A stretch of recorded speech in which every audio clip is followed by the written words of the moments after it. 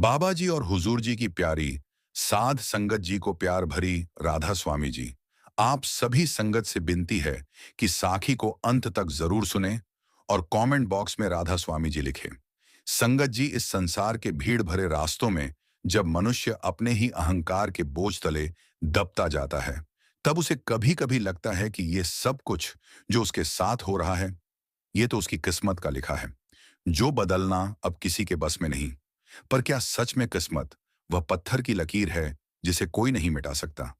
या फिर इस किस्मत के पीछे कोई ऐसी शक्ति है जो हर पल हमारी ओर देख रही है और हमारी एक छोटी सी पुकार पर हमारी सारी स्लेट साफ करके हमें नया जीवन दे सकती है?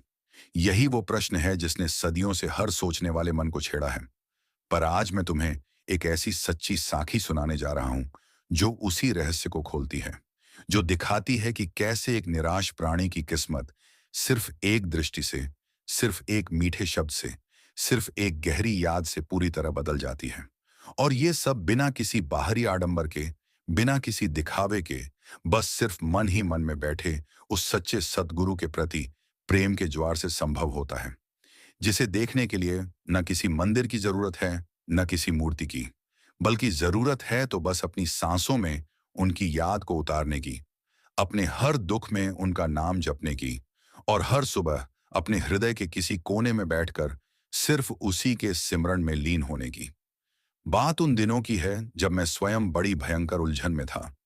मेरी आत्मा इधर उधर भटकती थी, मानो रात के अंधेरे में कोई दीपक के बिना रास्ता ढूंढ रहा हो। हर दिन वही थकान, हर रात वही बेचैनी। मेरा मन कहता था कि देख, भाग्य में बस इतना ही लिखा है, अब क्यों तड़पता है, क्यों चाहता है कि कुछ अलग हो जाए। पर उसी समय मेरी रूह कुछ और ही फुसफुसाती थी।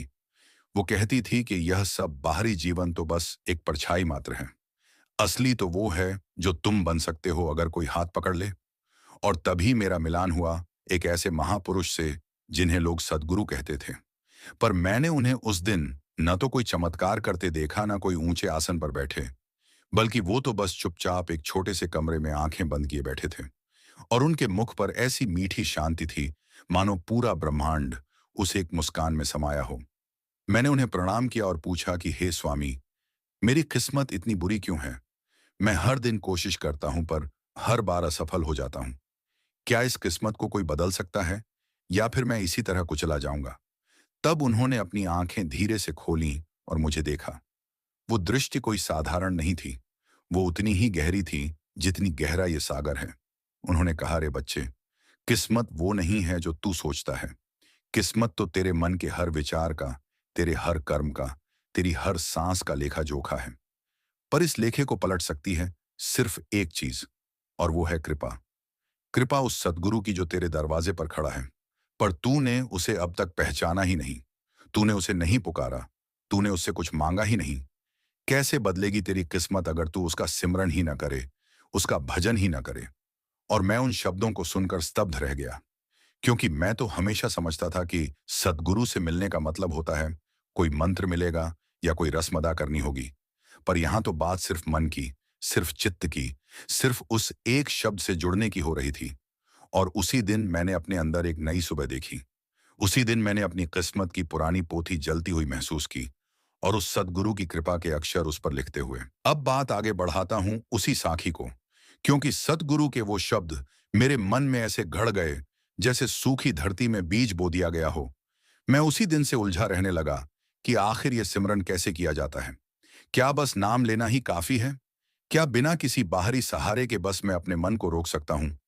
पर यह मन तो बंदर से भी ज्यादा चंचल है।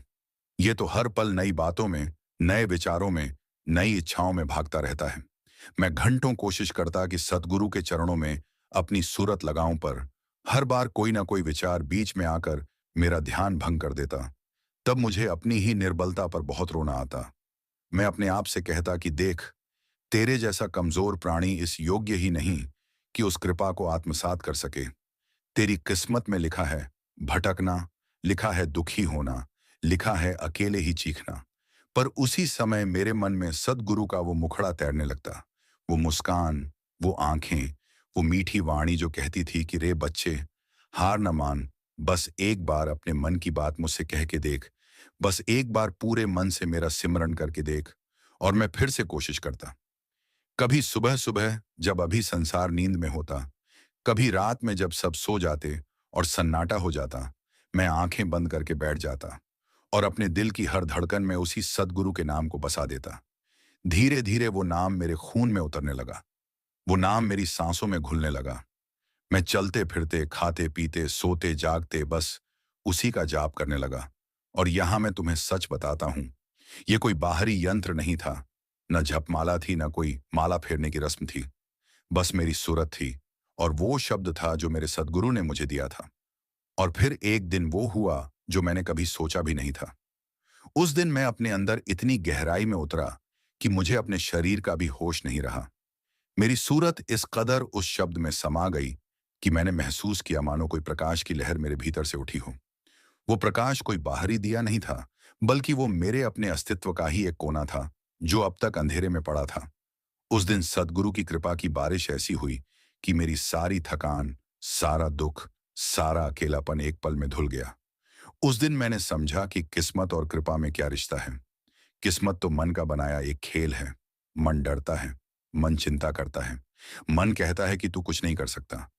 पर कृपा तो सद्गुरु का वो हाथ है जो उसी मन के सारे भ्रम चूर चूर कर देता है। कृपा वो शक्ति है जो तुम्हें तुम्हारी सीमाओं से परे ले जाती है। और उस दिन के बाद मेरी जिंदगी में एक स्थायी परिवर्तन आ गया। अब न मैं अपनी किस्मत को कोसता था, न अपने दुखों को, क्योंकि मुझे यकीन हो गया था कि मेरे सद्गुरु मेरे साथ हैं। उनकी कृपा मुझ पर हर पल बरस रही है। बस जरूरत है तो उसे पहचानने की। और यह पहचान सिर्फ और सिर्फ सिमरन से होती है, भजन से होती है, अपनी सूरत को उस शब्द से जोड़ने से होती है। प्रिय साथियों, अब मैं तुम्हें उस साखी के तीसरे भाग में ले चलता हूं, जहां से मेरी समझ और भी पक्की हो गई और मैंने इस सत्य को अपनी रगों में बसा लिया कि सद्गुरु के बिना इस भटकते जीवन का कोई अर्थ नहीं। उस दिन से मुझ में जो परिवर्तन आया, वो धीरे धीरे मेरे बाहरी आचरण में भी दिखने लगा। लोग कहने लगे कि ये आदमी पहले जैसा नहीं रहा। पहले तो ये हर बात पर घबरा जाता था, हर असफलता पर रोने लगता था। पर अब इसके चेहरे पर एक अजीब सी शांति है, एक अजीब सा विश्वास है। पर यह सब मेरे अपने बल का नतीजा नहीं था। ये तो उस सद्गुरु की कृपा का जादू था जो मेरे भीतर बस गए थे। अब मैं प्रातः उठते ही सबसे पहले ये नहीं सोचता था कि आज क्या काम है या आज क्या मुसीबत आएगी, बल्कि मैं तो सबसे पहले अपनी आंखें बंद करके उस एक सद्गुरु को याद करता था, उनके दर्शन करता था, उनसे बातें करता था। मैं अपने मन से कहता, देख, वो जो तेरा साथी है, वो जो तेरे संग हर पल चल रहा है, वो कभी नहीं चाहता कि तू दुखी हो। बस तू अपने अहंकार को थोड़ा सा हटा, अपने मन को थोड़ा सा शांत कर, उसकी याद में गुम हो जा। फिर देख कैसे आपसे आप सब ठीक होने लगता है। और ये कोई काल्पनिक बात नहीं है। मैंने अपने जीवन में ये अनुभव किया है। मुझे याद है एक बार मेरी इतनी बड़ी आर्थिक तंगी आई कि मैं सोचने लगा कि अब मुझे अपना घर तक छोड़ना पड़ेगा। हर तरफ निराशा थी। हर कोई मुझसे कह रहा था कि तुम्हारी किस्मत में दरिद्रता ही है, अब क्या कर सकते हो। पर मैंने उनकी एक न सुनी। मैं उसी वक्त एक कोने में जाकर बैठ गया और अपनी सूरत को अपने सद्गुरु के चरणों में लगा दिया। मैंने अपने मन की बात उनसे कही, जैसे कोई छोटा बच्चा अपनी माँ से रो रो कर कहता है। मैंने कहा, हे सद्गुरु, तुमसे मिलने के बाद तो मैंने सब तुम पर छोड़ दिया है। अब मेरा क्या होगा, मेरे बच्चों का क्या होगा, तुम ही बताओ। और उसी समय मेरे भीतर से कोई आवाज आई। वो आवाज बहुत मीठी थी, बहुत शांत थी। उसने कहा, डर मत, तेरा सद्गुरु तेरे साथ है। जब तू मुझे अपने दिल में बसाएगा तो किसी बात की कमी नहीं रहेगी। बस तू मेरा सिमरन करता रहा। और मैंने वही किया। 2 दिन भी नहीं बीते थे कि मेरी जिंदगी में ऐसे रास्ते खुलने लगे जिनकी मैंने कल्पना भी नहीं की थी। एक बार फिर मैंने देखा कि कैसे कृपा ने किस्मत को हराया, कैसे एक सच्चे प्रेम ने सारे कर्मों की लीपापोती मिटा दी। और तब से मेरी ये शिक्षा पक्की हो गई कि इस दुनिया में कोई भी व्यक्ति बिना सद्गुरु की कृपा के सच्चा सुख नहीं पा सकता। हो सकता है उसके पास धन हो, उसके पास सुख की बाहरी चीजें हों, पर उसके मन में जो शून्यता है, उस बेचैनी को सिर्फ और सिर्फ सद्गुरु का सिमरन ही मिटा सकता है। इसलिए मैं हर उस व्यक्ति से कहता हूं जो अब भी दुखी है, अब भी अकेला है, अब भी अपनी किस्मत को कोस रहा है, कि जरा रुको, जरा अपने भीतर उस अदृश्य सद्गुरु की तरफ ध्यान करो, उन्हें पुकारो, उनसे कहो कि मैं तुम्हारा हूं, तुम मेरे हो। बस यही भावना, यही भक्ति, यही दिल की पुकार तुम्हारी सारी दुर्दशा को बदल सकती है। अब मैं इस साखी के चौथे और बेहद गहरे हिस्से में आपको ले जाता हूं, जहां मैंने यह समझा कि असली कृपा तो तब होती है जब हम बिना किसी शर्त के, बिना किसी मांग के, सिर्फ प्रेम के कारण सद्गुरु का सिमरन करते हैं। जब हम भजन को अपनी सांस बना लेते हैं, तब वो कृपा अपने आप हमारे ऊपर बरसने लगती है। चाहे हम कितनी भी भूलें करें, चाहे हम कितनी भी बार गिरें, वो कृपा हमें उठा लेती है। और यही वो रहस्य है जिसे बहुत कम लोग समझ पाते हैं। अधिकतर लोग तो यही सोचते हैं कि उन्होंने कुछ पूजा की, कुछ दान दिया, किसी तीर्थ में घूम आए, बस अब उनकी किस्मत बदल जाएगी। पर ये सब तो बाहरी हरकतें हैं। इनसे असली परिवर्तन नहीं आता। असली परिवर्तन तो मन के गहरे तल पर होता है, जहां हम अपने सद्गुरु को अपने हृदय में उतारते हैं, जहां हम उनके बिना अपने आप को अधूरा महसूस करते हैं। ऐसा ही मेरे साथ भी हुआ।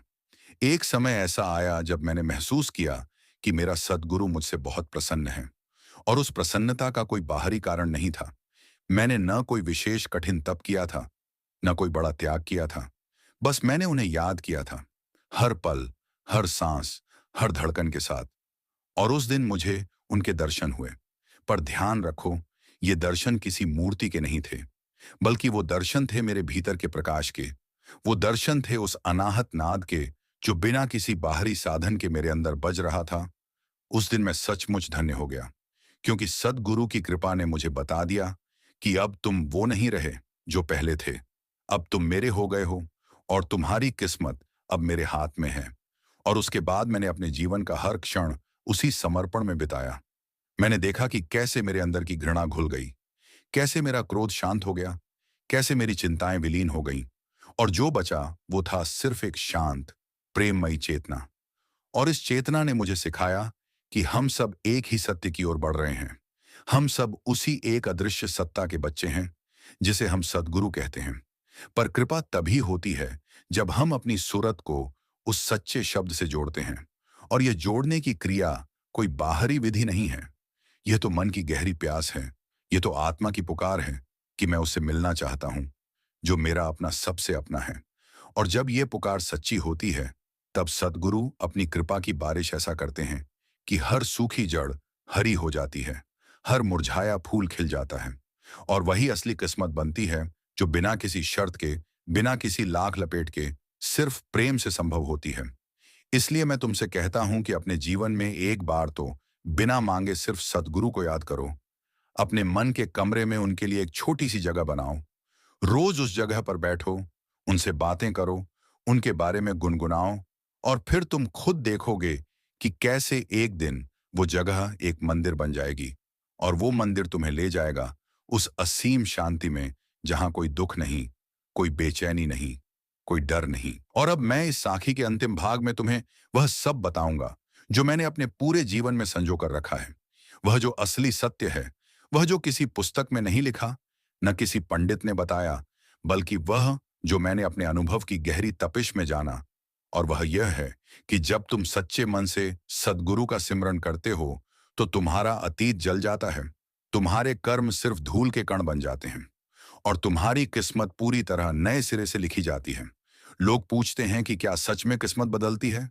क्या सच में हम अपने पिछले कर्मों से आगे बढ़ सकते हैं? तो मैं कहता हूं हाँ, पर इसके लिए जरूरी है कि तुम अपने सद्गुरु के प्रति वैसा ही विश्वास रखो जैसा एक अंधा बच्चा अपनी मां पर रखता है। चाहे चारों तरफ अंधेरा हो, चाहे रास्ते में कितने ही कांटे हों, पर जब तुम जानते हो कि वह तुम्हारा हाथ थामे है, तो डर कैसा? और यही विश्वास ही वो सीढ़ी है जो तुम्हें आत्मज्ञान के द्वार तक पहुंचाती है। मैं तुम्हें बता दूं कि एक समय मैंने एक व्यक्ति को देखा जो बहुत पापी समझा जाता था। सब लोग उससे मुंह मोड़ लेते थे। पर उस व्यक्ति ने एक सद्गुरु से दीक्षा ली, और फिर वह इतनी तल्लीनता से सिमरन करने लगा कि उसके मुंह से निकलने वाला हर शब्द मानो आग का गोला बन गया। वो दिन रात बस अपने सद्गुरु का नाम जपता, खाते समय, चलते समय, सोते समय। और जब थोड़े ही महीनों में लोगों ने उसे फिर से देखा, तो वो चौंक गए, क्योंकि वही व्यक्ति अब इतना शुद्ध और पवित्र लगने लगा था, मानो उसने कोई नया जन्म ले लिया हो। उसके चेहरे पर वैसी ही चमक थी जैसी किसी संत के चेहरे पर देखी जाती है। और उस व्यक्ति ने सबको बताया कि ये सब संभव हुआ सिर्फ और सिर्फ मेरे सद्गुरु की कृपा से। मैंने कुछ नहीं किया, न तीर्थ किए, न उपवास किए, न मालाएं फेरी। बस एक चीज की मैंने मैंने अपने सद्गुरु को अपने दिल के इतने करीब बसा लिया कि उनके बिना मुझे सांस लेना भी मुश्किल हो गया। और उसी प्रेम ने मेरे सारे पाप जला दिए, मेरी सारी गलतियों को मिटा दिया। और यही तो रहस्य है प्रिय आत्माओं। यही वो सच्चाई है जिसे बाहरी रस्मों के पीछे भागने वाले कभी नहीं समझ पाते। वो सोचते हैं कि मंदिर जाने से, मूर्ति पर फूल चढ़ाने से, गंगा में नहाने से उनकी किस्मत बदल जाएगी। पर बात तो सिर्फ और सिर्फ मन की शुद्धता की है। बात तो सिर्फ सतगुरु के सिमरन की है। क्योंकि जब तुम सिमरन करते हो तो तुम अपने मन को एकाग्र करते हो। जब तुम एकाग्र होते हो तो तुम उस शब्द को सुनने लगते हो जो अनाहत से निकलता है। और जब तुम उस शब्द से जुड़ जाते हो तो तुम समझ जाते हो कि असली जीवन क्या है, असली सुख क्या है, असली मुक्ति क्या है। इसलिए मैं अपनी इस साखी के समापन पर आप सबसे वही कहूंगा जो मेरे सद्गुरु ने मुझसे कहा था, कि तुम कोई बाहरी आडंबर मत करो। तुम बस अपने भीतर बैठो, अपनी सांसों को देखो, अपनी सूरत को उस एक शब्द से मिलाओ। रोज रात को सोते वक्त उसी सद्गुरु का नाम जपो और सुबह उठते ही सबसे पहले उसी का ध्यान करो। और तुम देखोगे कि धीरे धीरे तुम्हारा मन वश में होने लगेगा। तुम्हारी बेचैनी कम होने लगेगी। तुम्हारी किस्मत की लकीरें अपने आप मिटने लगेंगी और उनकी जगह उस सद्गुरु की कृपा नई लकीरें बनाने लगेंगी। और इसमें कोई संदेह नहीं कि यही सबसे बड़ा चमत्कार है, यही सबसे बड़ा तीर्थ है, यही सबसे बड़ी साधना है कि तुम अपने ही अंदर उस अमर सत्य को पहचान लो जो सद्गुरु के रूप में तुम्हें मिला है। और फिर जो जीवन जीते हो वो किसी स्वर्ग से कम नहीं होता, क्योंकि तब तुम हर पल में शांति को महसूस करते हो, हर सांस में प्रेम को, और हर धड़कन में उसी एक सद्गुरु की उपस्थिति को। यही मेरी साखी है, यही मेरा अनुभव है, और मैंने इसे पूरे विश्वास के साथ तुम्हारे सामने रखा है। अब तुम पर है कि तुम इसे कैसे अपनाते हो। पर मेरी एक ही सलाह है कि आज ही, इसी पल, अपना ध्यान भीतर की ओर करो, अपने सद्गुरु को अपने दिल की पुकार सुनाओ, और फिर निश्चिंत रहो कि वो पुकार कभी खाली नहीं जाएगी। संगत जी, अगर आपको साखी अच्छी लगी हो तो लाइक करें और कमेंट बॉक्स में राधा स्वामी जी लिखें। अपने दोस्तों और सत्संगी भाइयों को जरूर शेयर करें। राधा स्वामी जी।